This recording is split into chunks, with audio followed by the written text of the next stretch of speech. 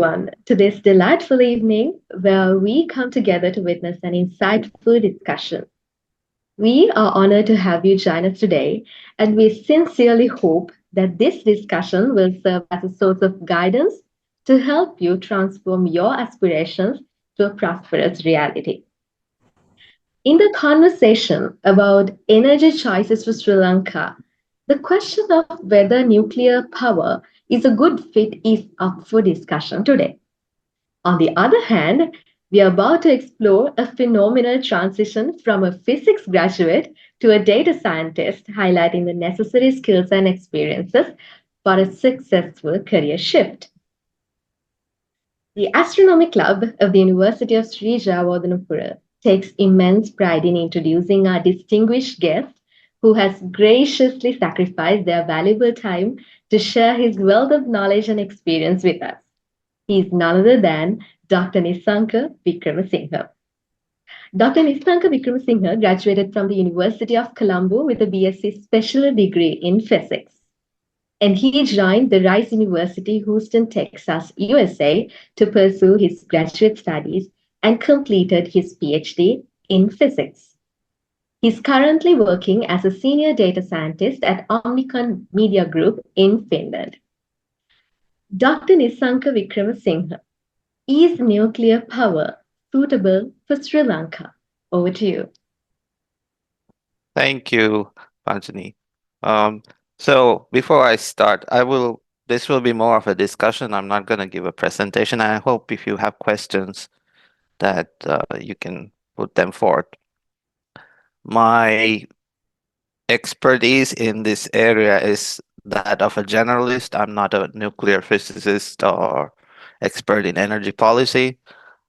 However, I do understand physics somewhat, and I have been following policy matters as just out of general interest. So I have developed some degree of understanding about the issues at hand.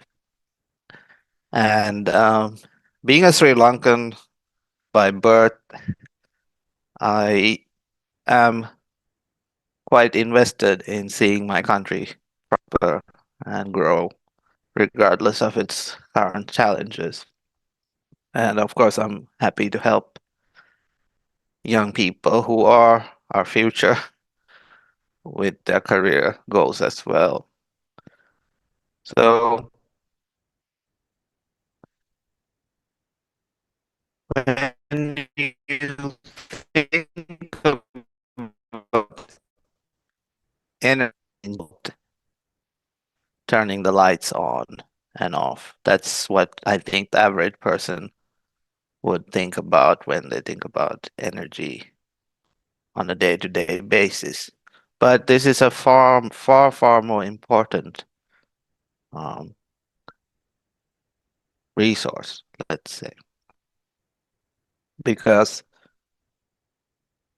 with energy, when you have a lack of sufficient energy for a country, this affects so many other aspects, starting from obviously the electricity bulbs not turning on, but also you have issues with health care, transportation, food production. All of these things are very dependent on energy.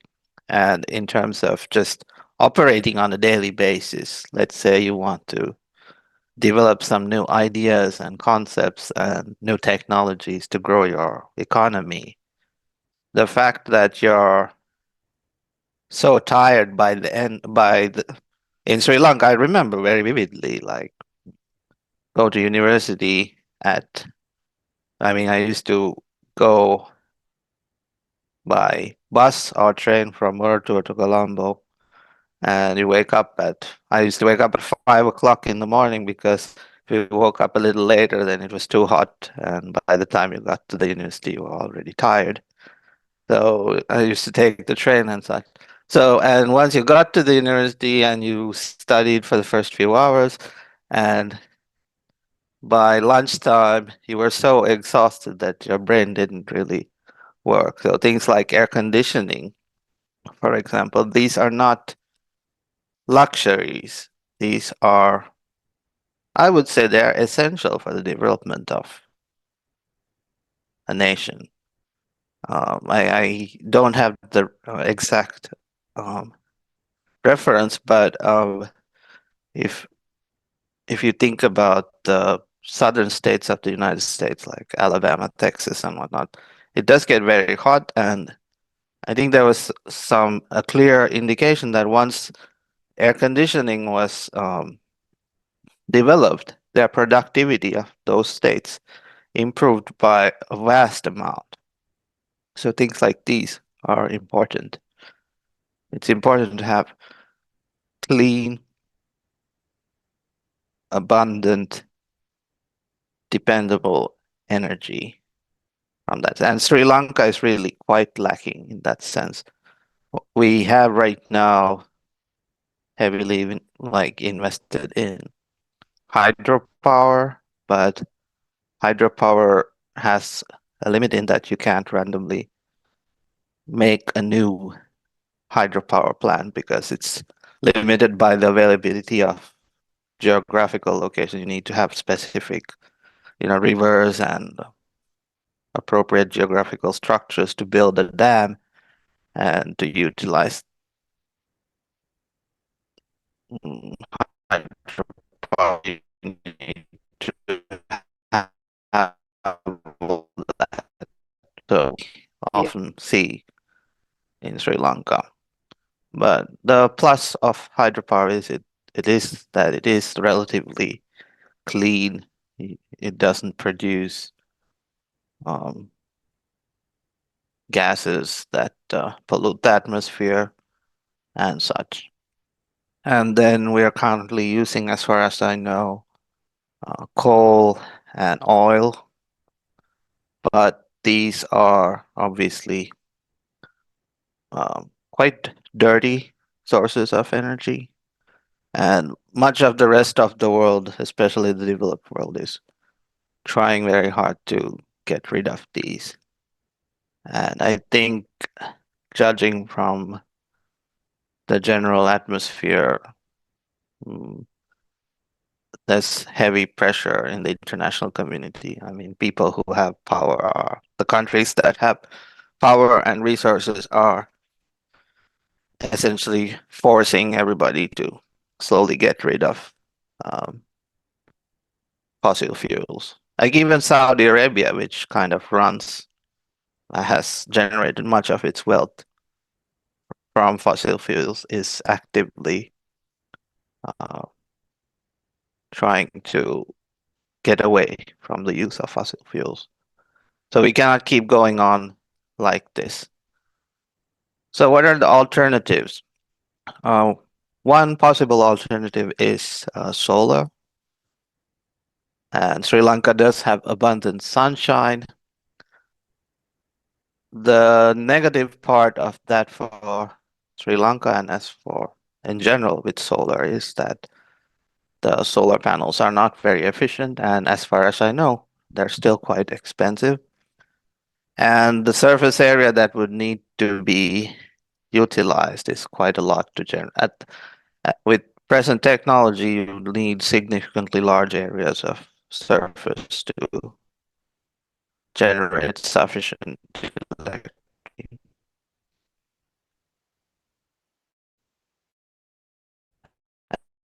And another is pretty good, dependable. A few, what was it last year in Texas? Actually, I know this because I have friends there that they had um, they had a huge problem. There was suddenly a freeze, and then all the windmills stopped turning, and they couldn't power their grid, and there was a huge problem there. And what I'm leading to is that I'm very positive about the use of nuclear in Sri Lanka. The reason is that I will give. my opinion on the reasons. The main thing is that it is um, the cleanest and the most dependable source of energy that's out there right now. When you combine those two aspects of it. Of course, I do understand the the reluctance when you see how badly wrong things can go if you don't implement it properly. I don't know if I don't think most of you were born even when this Chernobyl happened. I think it was 1987. I don't think most of you were born. But that was a significant setback. But I would say that that was because of a failure of, let's say, bureaucracy and human error. So I think it's important that if you think about solar and technology, we can't really take any shortcuts. So really have to have the proper structures in place and a very strong commitment to safety and security. You cannot have political interference if you are going to implement nuclear power. Does anybody have any questions up until now?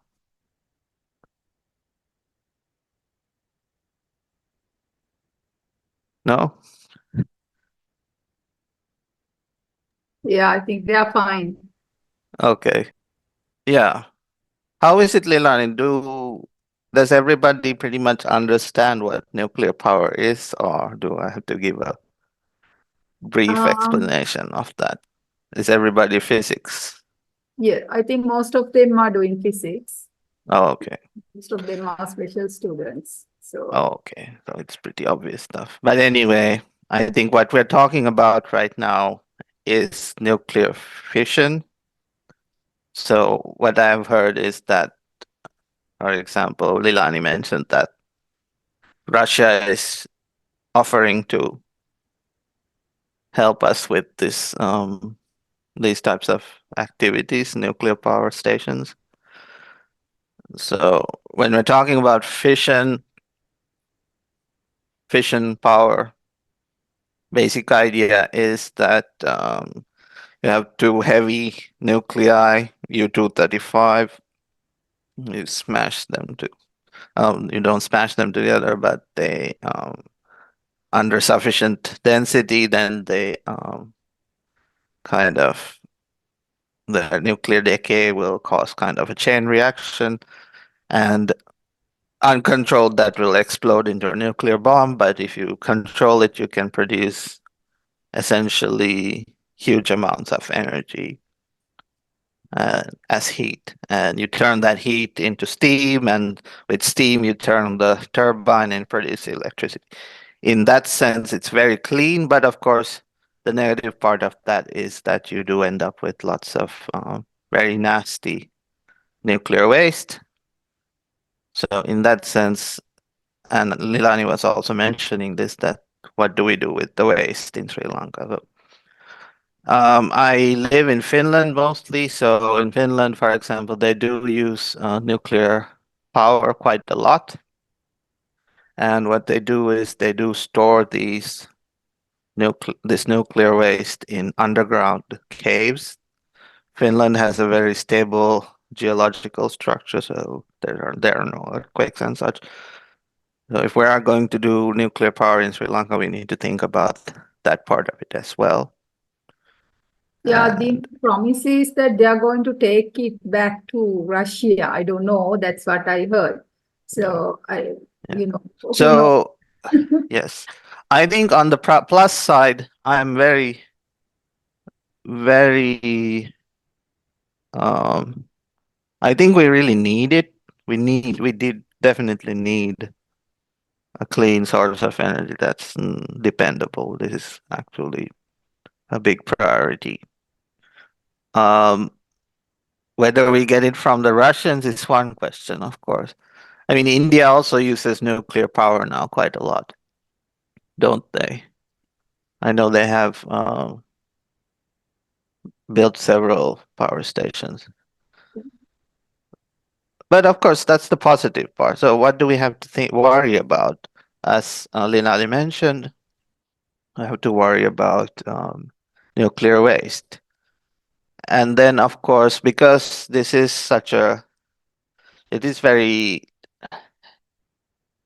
related to nuclear weapons as well. I'm not just talking about nuclear bombs, but nuclear waste can be used to make what are called dirty bombs. So it's a very, very, very important security aspect to it too. And because of the nature of nuclear materials and nuclear energy, there is a lot of political interference that often happens, and you need to deal with all sorts of, like, let's say if we sign Sri Lanka will sign a deal with the Russians, we might get heavy interference from let's say the United States or even India uh, about these things. So we have to balance all of these things out. It's not just an engineering or scientific problem. But I think in general, we have to really have to improve our energy security. It is considered, I mean, when you think about when other countries, developed countries, formulate their strategic plans, food security, just physical security, but energy security is one of their top priorities, and they expend massive amounts of intellectual as well as monetary resources on ensuring these things. So yeah, that's in terms of nuclear fission. Of course, there is this hope that we would develop nuclear fusion if at some point that is developed, then that would be far more useful. And it would be far more cleaner. And fusion is essentially when you smash two light nuclei, usually deuterium, I think, deuterium or tritium, um, which are essentially helium nuclei, hydrogen nuclei, sorry. And you smash them together, and this results in a release of energy. So essentially, mass turning into energy according to E equals mc squared. That's the basic principle in both fusion and fission. But of course, fusion is much harder to accomplish because you have to smash two positive nuclei together, and you have to overcome the Coulomb repulsion, and you need to, at the moment, you have to impart much more energy to get them together than is delivered out. So it's not useful on a in terms of energy production, of course. But of course, if we're talking about weapons, then hydrogen bombs are far more powerful. So fusion is doable, but we don't know how to control it yet. So that's the big problem. And that would be in the future something to look at. But when you're talking about fission reactors, again, going back to fission, um, our thinking, when we think of a fission reactor, we think of this massive buildings and huge billions of dollars or euros or whatever you need to expend to build these things, and takes years and years. That is the old way of doing things. But I think there are now um, there are working reactors which are much smaller in size. That it's like that can fit inside a big truck, um, and maybe could power an entire city. So maybe that's something that could be considered for Sri Lanka to start off with. Um, this these types of reactors are already used in ships and submarines, so it's not a new technology. So that is one thing to consider. And maybe we could start off with something like that. And I was talking to somebody from Finland who is working on these things. And I think at the moment, what's limiting that is the current state of legislation in a lot of the Western countries. They have very, very strict rules and regulations. So there's a lot of policy corrections that need to be made because the legislation was made for these huge nuclear plants that they need to be X number of kilometers away from um, population areas and whatnot. But with these small reactors, you you don't really need those um, extreme distances. You can have smaller reactors in short distances.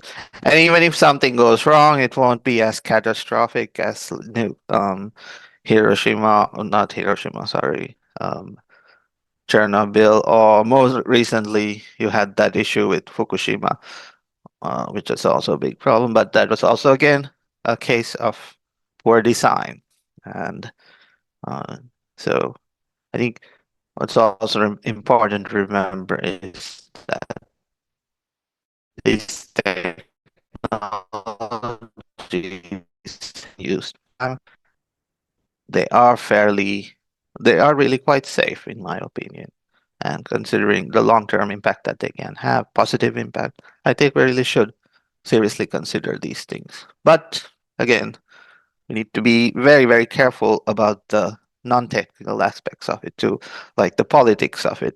And sure, if the Russians are saying they will take the waste and provide, do you really want to trust them 100%? So we should also think about having alternative options. If we do get it from the Russians, we should have like backup plans for, let's say, if they don't want to take the nuclear waste away, or if they stop providing us with the nuclear fuel. You need to think about a lot of these little things, and the tech is also quite complex. So we need to be quite prepared for all of this. But I think it is a viable solution for Sri Lanka. I really do.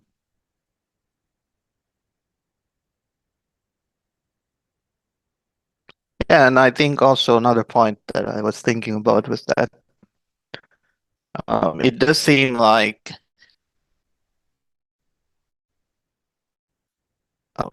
the global weather patterns are changing.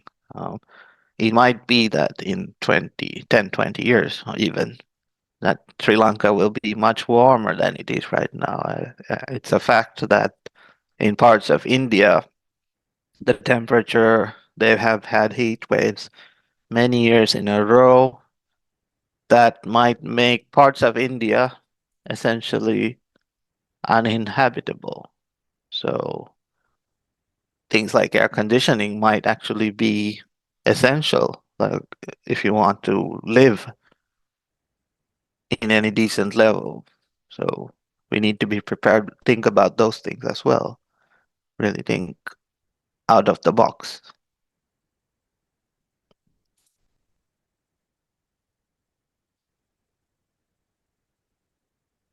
Yeah, so these are the points that I've been thinking about. And I generally like to read policy reports, and I also like to watch movies. So things like I have watched there's an HBO series. I don't know if you get HBO.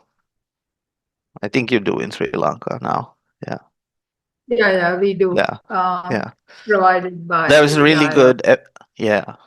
really good series called Chernobyl. It's kind of, you can learn a little bit about what happened, and it just can make you think, and it's entertaining rather than just reading a boring policy paper. And then the movie Oppenheimer, that beloved film. I really did. You can think about Terminator. That's now we're actually in the age of AI. We really so now we're kind of combining AI and nuclear weapons could go possibly horribly wrong. So we need to be aware of those things as well. Yeah.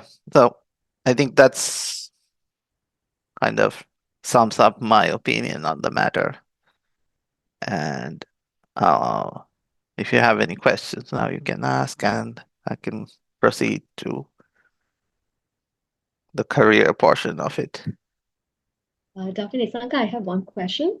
Yeah. You mentioned that the technology is already being used in submarines and Mm, ships. Could you yeah. please elaborate more on that? So if you talk about, let's say, what you've heard of nuclear submarines, right? Yes. Yeah. So nuclear submarines, they have to operate underwater for weeks on end. And earlier they were using diesel powered submarines, and these needed to kind of surface now and then, I think, to let the oxygen in. I don't know, I'm not exactly sure of the details, but essentially these use either plutonium or uh, uranium for their nuclear. They're essentially small nuclear reactors that fit inside a nuclear submarine. And then they also use these small nuclear reactors in aircraft carriers. So nothing more complicated than that. That they're like very small nuclear reactors that produce enough power to run a nuclear submarine or an aircraft carrier. And these have been around since 1960s. So the technology has obviously developed a lot since then. So it is possible to use small nuclear reactors even for, and I think sometimes they use like small nuclear reactors in like spacecraft and whatnot too. Thank you, Dr. Nisak. And we have another question from the audience. I'll read it Mm. as I received. What are the socioeconomic, environmental, and geopolitical implications of adopting nuclear power as a sustainable energy source in Sri Lanka, considering Sri Lanka's unique geographical and development context? Could you that's quite a complicated question, but I think some of it I think I covered in that we are close to India, so India probably might have something to say about how, if we start using nuclear power in Sri Lanka. For one thing, if something goes wrong, they will be worried that their environment would get polluted. Although with India, I don't. India is pretty polluted already. So, but that's a different question. And then the security aspect of it, obviously, nuclear waste. Can we ensure that it will be guarded and disposed of properly? And I also, will we try to develop nuclear weapons, which is highly unlikely? Of course, you can't. I think there are certain kinds of reactors which probably will, if we do get nuclear, they'll be the kind of reactors with which you cannot enrich uranium or make plutonium such that you can build nuclear weapons. But I'm pretty sure that all these powerful countries which are currently have nuclear weapons, and they will poke their nose into our business. That's guaranteed. So we have to kind of be prepared to deal with these issues as well.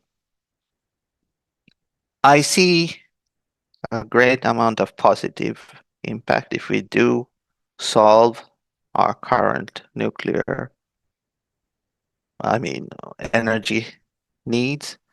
This will have a knock-on effect of improving many things. We can think about, I think the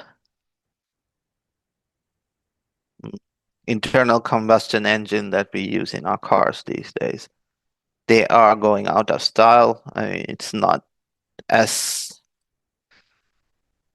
quickly, it's not gonna happen as quickly as they thought it would, this switch to electric cars, but it's gonna happen, and we need to be ready for that. But on the plus side, we would reduce pollution, noise pollution, so many other things like that. But there's obviously, to charge our cars, we need abundant electricity. In terms of having sufficient energy for production, factories, we have low labor costs, generally speaking.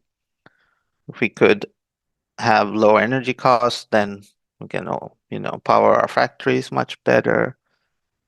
And of course, like I was saying, things like air conditioning, this would make people's lives so much easier, instead of sweating away every day. And then one of the advantages, like let's say developing country might have, is of course we can implement new technologies with a clean slate.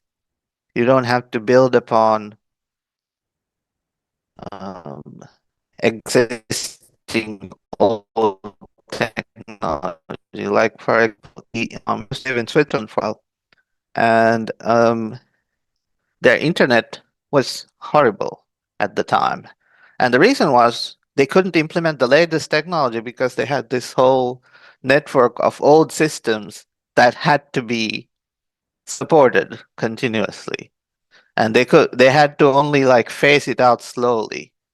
They couldn't like rebuild entirely. So a country like Sri Lanka has the advantage that you could build new systems completely from scratch without having to worry too much about supporting existing systems.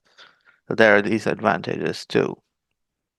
I do also, though, see, I think there might be some resistance from some people in Sri Lanka. Certain political parties might not want this type of things to go ahead for environmental reasons or just fear of change.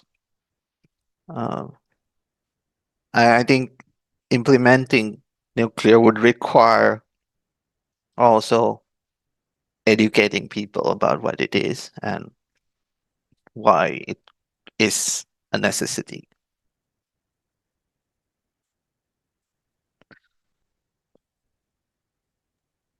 And that's my answer. Yeah. Thank you for that Yeah. answer, Dr. Nissanka. And I believe we can shift to the career path shifting as well. Sure.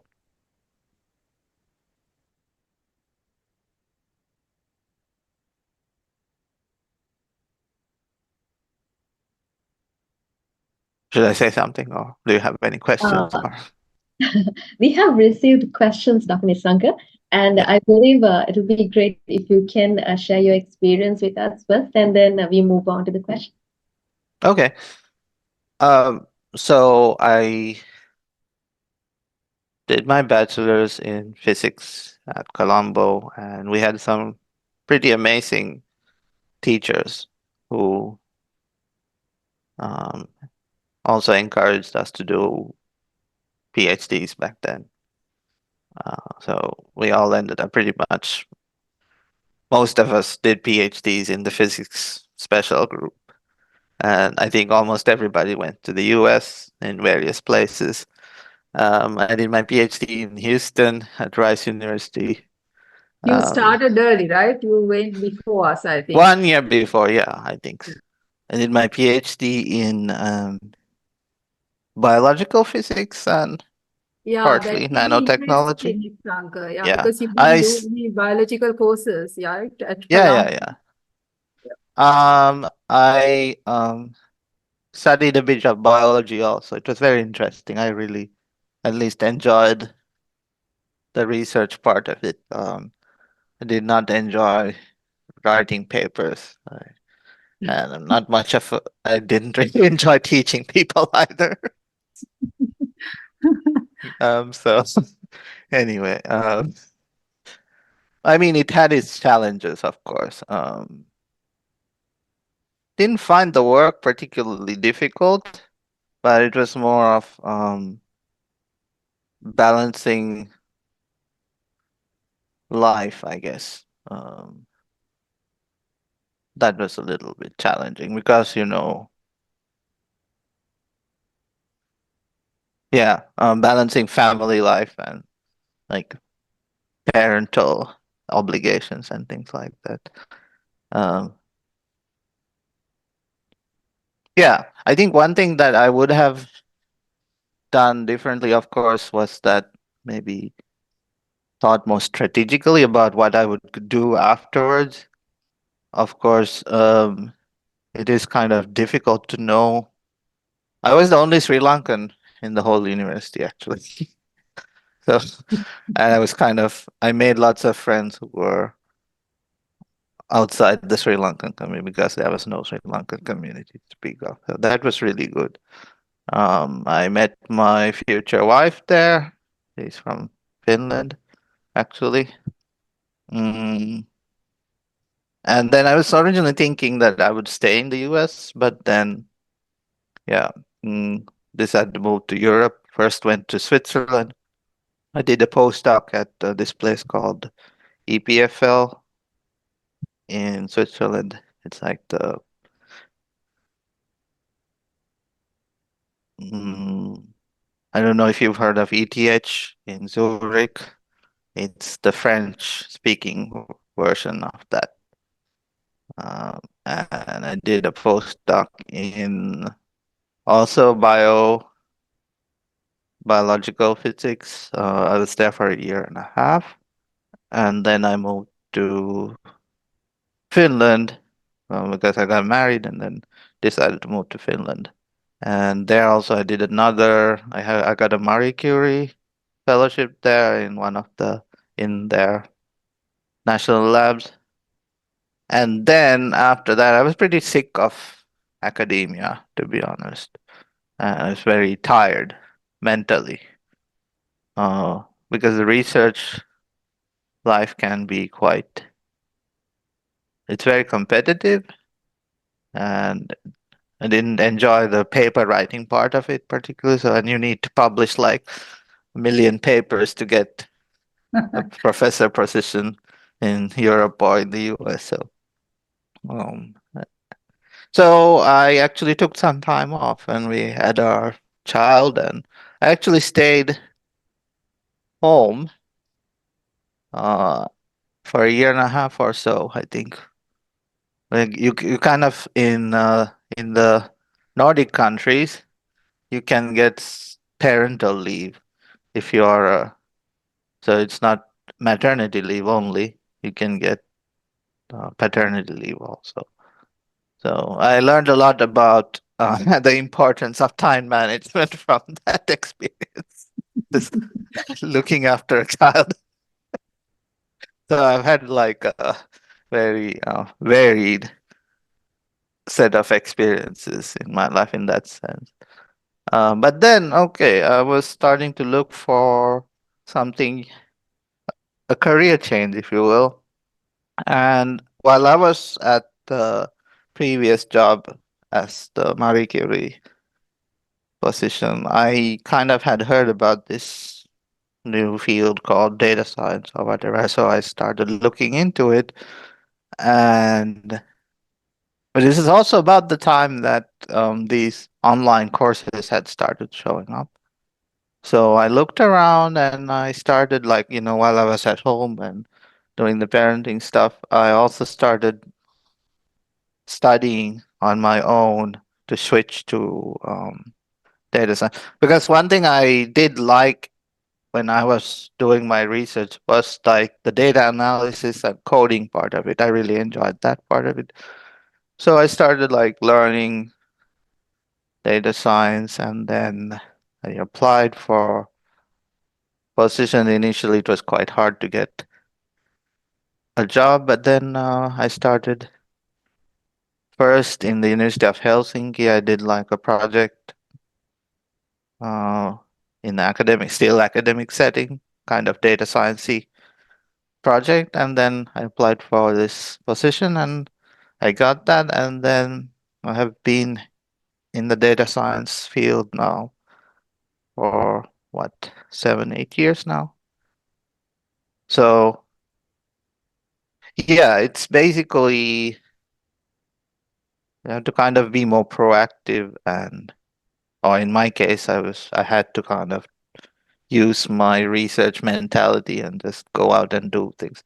I think one thing that we scientists and academics don't often have the confidence sometimes to think that they can go outside their field of research. But the skills that you gain are so versatile, especially as a physicist. You learn so much, and physicists are, I mean, they are they are smarter on average than many others. It's at least they have done. If you look at I don't know, if you believe that IQ translates into mm, intelligence, general intelligence, then the average IQ of physicists is at the top, and then you have mathematicians, philosophers, and blah blah blah, and doctors come. They're not low, but on average, they're low. So the general skills that physicists have enables them to analytic qual in general.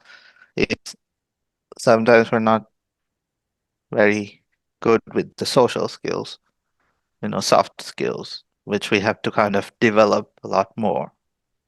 And what I mean by that is that um, I think Lilani would know how blunt I was when I was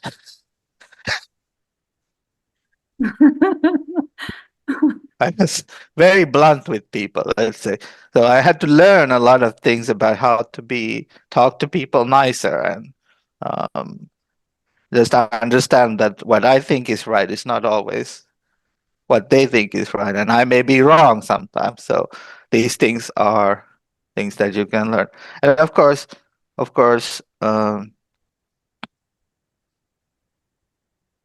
there are people I have met now, especially I've been working in the field of marketing and social media and whatnot. So they are very skilled. There are different kinds of skills.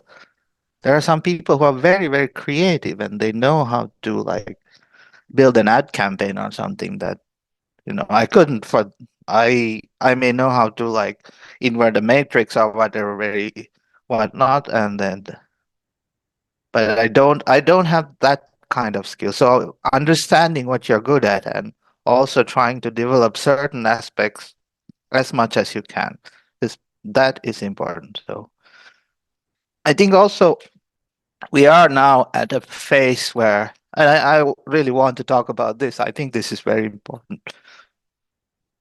I think we're at a very interesting time. I see what we call AI. I don't really know if it's exactly intelligence, but it is going to automate a lot of jobs that are we didn't think would be automatable. I do think a lot of things like software engineering, coding, are going to be automated. So I wouldn't recommend, this is my personal opinion, um, investing too much time on becoming like so proficient at coding that you think that this will get you like the high paying job and whatnot. Just coding. I think knowing how to it's kind of in a state of flux, the whole AI field. It is developing heavily and we don't know where it will go, but it does seem like with things like coding and even um, things like law, for example, there are many things that are going to be much, much faster. Computers are going to be much, much better and faster than humans ever will be. So just need to keep an eye open and learn how to use AI also for your advantage. I don't know, is OpenAI, ChatGPT, things like ChatGPT, are they available in Sri Lanka at the moment? Yeah, I think it's a problem now. Even to Yeah, write an email, people use those things, yeah, everything. I don't know whether they sounds like them anymore. They sounds like yeah, yeah. someone else. I know. So of course, this is like I said, very difficult situation and very interesting situation at the same time. So who is the real person? Does this person know anything, or do they even need to know everything? That is the question. So now, so I don't have any clear answer because even like I listen to sometimes podcasts about Silicon Valley podcasts and whatnot. Even they don't exactly know. Like the people who run these companies, they're also not sure exactly where this will go. Um, but it is very exciting, anyways, in a way. But I think there's also opportunities in AI for science as well. So that also remains to be seen. Um, Scientific discoveries using AI. But we will see how that. But I think generally speaking, everybody, if you're a physicist, then should be able to kind of understand the basics of what's called AI right now, like have a general understanding. Do do do they like physics special? Do you teach Python coding or something like that, or how is it? Yeah, they do get a chance depending on the subject combination. So I see. I think special students, they are getting a very small experiences in that particular area. But maybe Panchani, you can answer that question. Did you get chance to learn Python? Uh, Maybe for research projects, sometimes they have to, but yes, it's not in the syllabus, right? yeah. The people who are following computer science in their first 2 years and also 3 years, they are following Python and all the computer languages. But so now, um, personally, I did maths, physics, and management science. So I Mm. did not get to learn during my university years. But then for my research and other external projects, I learned it like self-studies. Yeah, So yeah, yeah, yeah. You don't have to anymore limit yourself to. Obviously, I don't.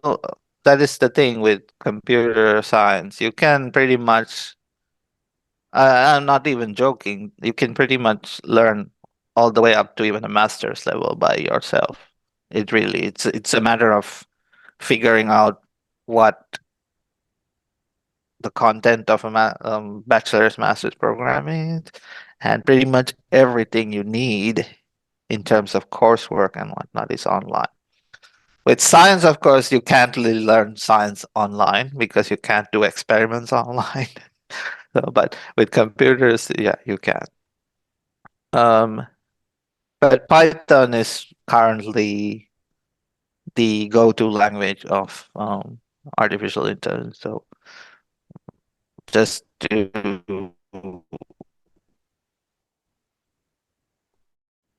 be able to understand what it's about at the moment would be good to know, in my opinion. Yeah. But again, I cannot predict the future. I have a general sense of how things are going. Um, it is a very unstable time in good and bad ways. Like I said, the whole software engineer career path, I don't know how long it will be as lucrative as it was before. So it's more of a worry for computer science students, I would say. Dr. Nissanka, we have two questions regarding nuclear physics. Mhm. The first one is, what are the different career paths available globally for individuals with a background in nuclear physics?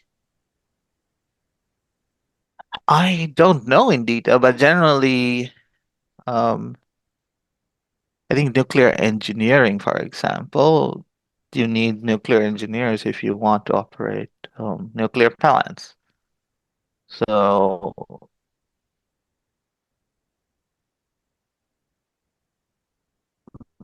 that's one thing I know. And of course, nuclear physics can. I know medical physics, for example. Um, they use nuclear materials a lot for imaging purposes in medicine and for certain treatments. So you need to have people who know how to handle nuclear materials. And then for, um,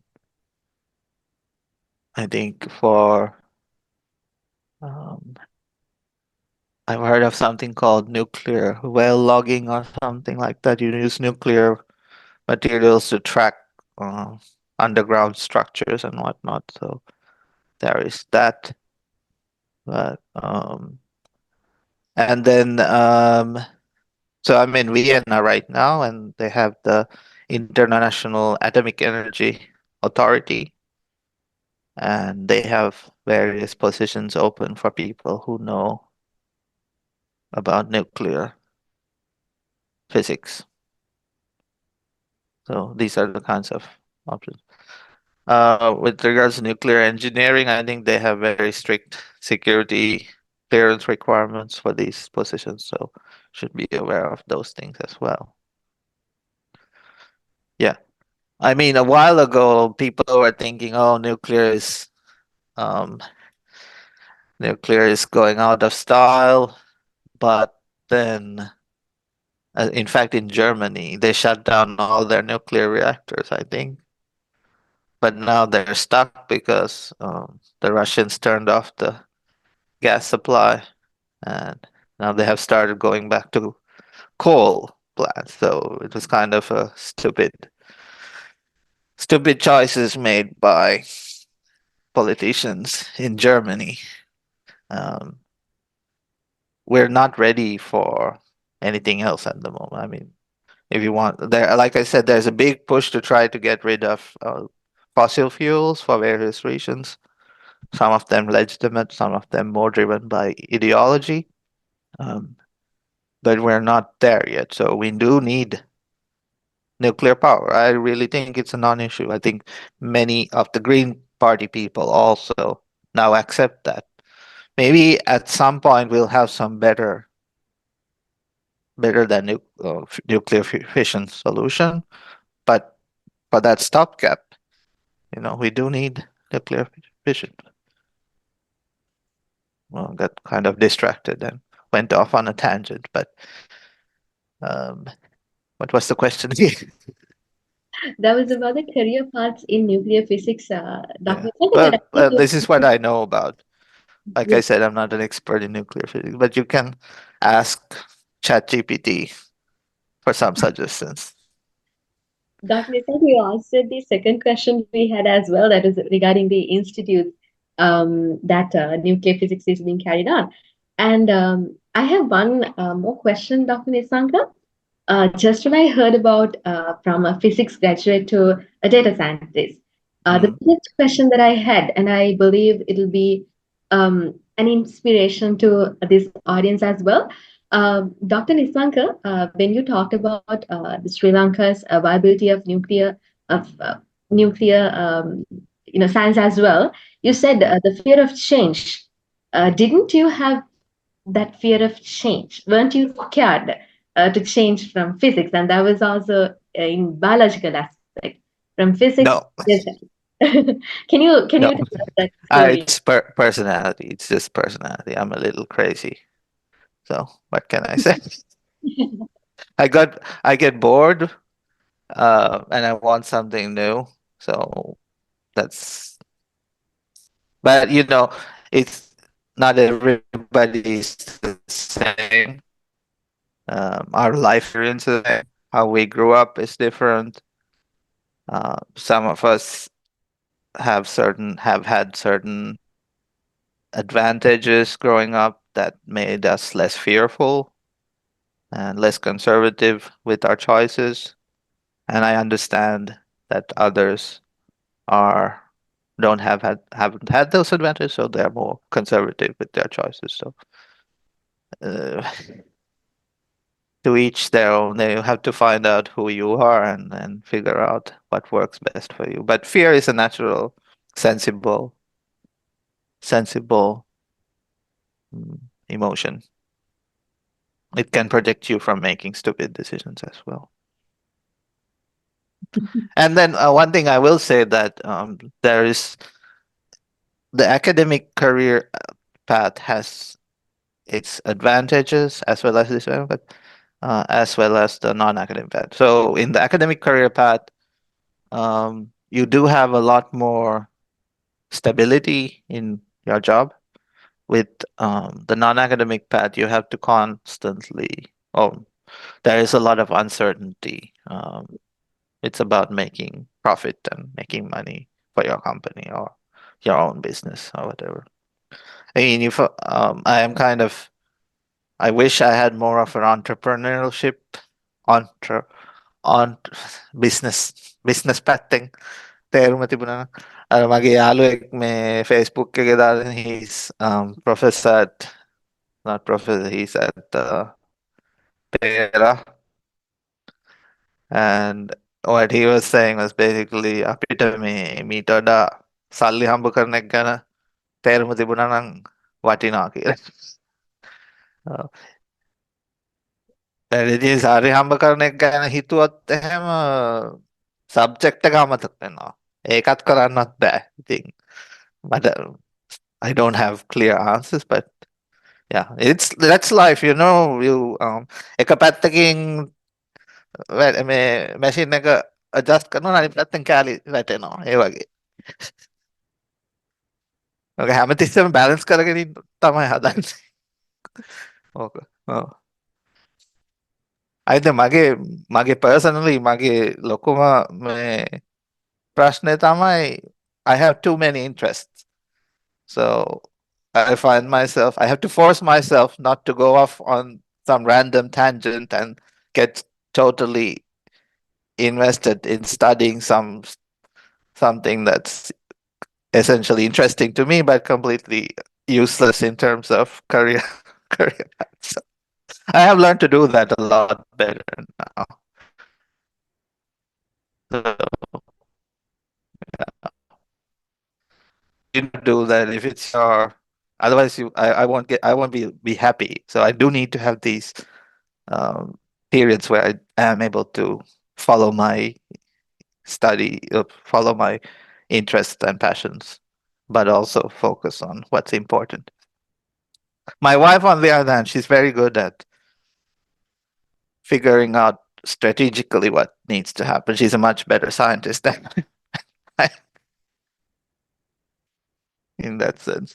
She's also a geophysicist. And actually, she works with nuclear stuff right now.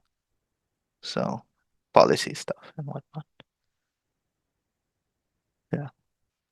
Yeah, I think we are reaching the time. Maybe you also have some other stuff to do. Maybe you I can. can still go on for a little bit if you all want, but it's either way, it's Yeah. fine. Panchini, maybe one or two questions and you can.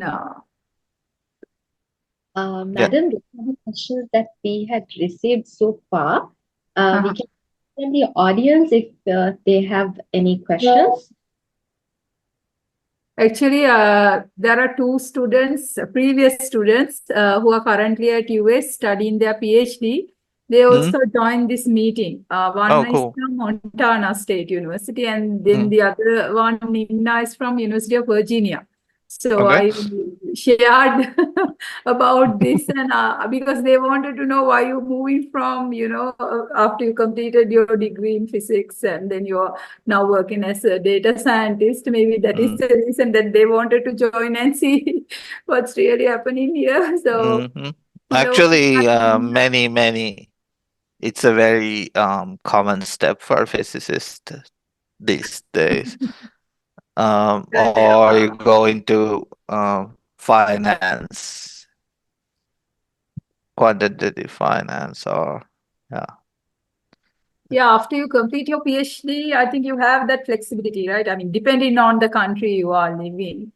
So you yeah, can yeah, yeah, yeah, yeah, yeah. select Yeah. the I mean, we had this one Chinese guy I know.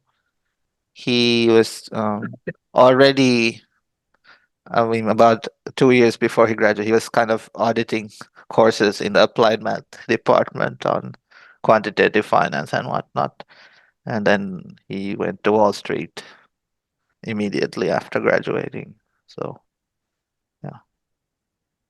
I mean, the mathematical thinking and whatnot, it's it's exactly the same. It's just the quantities being modeled are different. Instead of temperatures and pressures, you're monitoring like, in my case, like clicks and impressions on social media platforms. Uh, Theories are maybe similar. that your current job, maybe some information about it can be interesting for them to Mm. watch more about it. So So what? Yeah, do you want me to tell them what I'm doing right now? So basically, you know how uh, when you have, like, let's say, when you watch Facebook or YouTube or whatever, you get these ads that appear on your in the middle of the video or whatever. So we have a lot of data about these ads, like how long you watched it, whether you clicked, where you clicked, and whatnot. So, and then basically you gather millions and millions, billions even, of these data points, and you build models on what would be the most effective way to take your money out of you, essentially.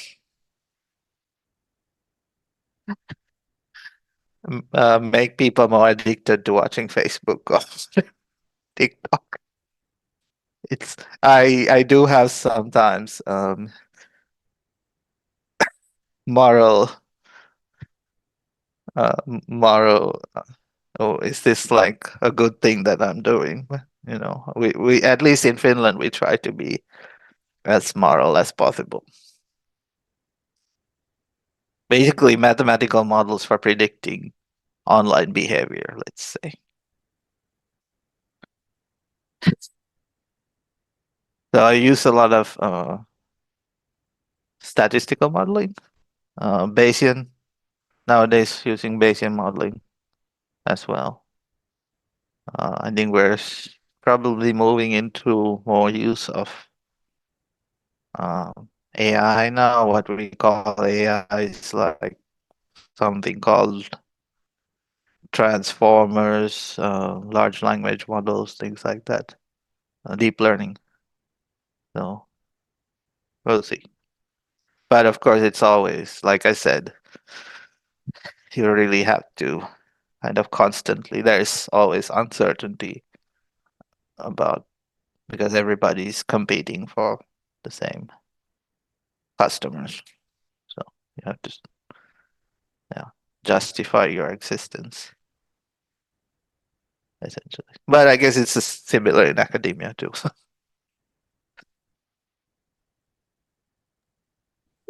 thanks, Nissanka. I think that's interesting. Panchani, you can wrap it up. I think we have taken more than 1 hour. Please time. It's okay. Uh, It's okay. Yeah. Dr. All Nissanka, right. thank Thank you you. very much. Yes. Thank you very much. Bye bye. Um, Hold on. So we Oh, have. so thank you very much, Dr. Nisanga. So, really, does one have the privilege to be in the same room with a mind that is so brilliant, yet so oh, okay. simple, No, no, enough. who has accomplished so much, and No, yet no, no, remains don't so say that, please. humble, just as I, we I, I have saw, seen brilliant minds, so I'm. just as we saw throughout this discussion. Dr. Nisanka, on behalf of everybody here today, thank you for your generosity to spare Thank your you. time with us and your My experience pleasure. and expertise as well. So, with that note, we conclude our discussion by Dr. Nissanka Wickramasinghe, Senior Data Scientist, Omnicom Media Group, Finland. Thank you, everybody, for your passionate presence to make today's evening truly remarkable. Signing Thank off, you. your host for the day, Panchini Karunaratne. Thank you and have a great evening. Bye bye. Thank you, Nisanga. See you then. No Bye. problem, Andriani. Bye. Bye.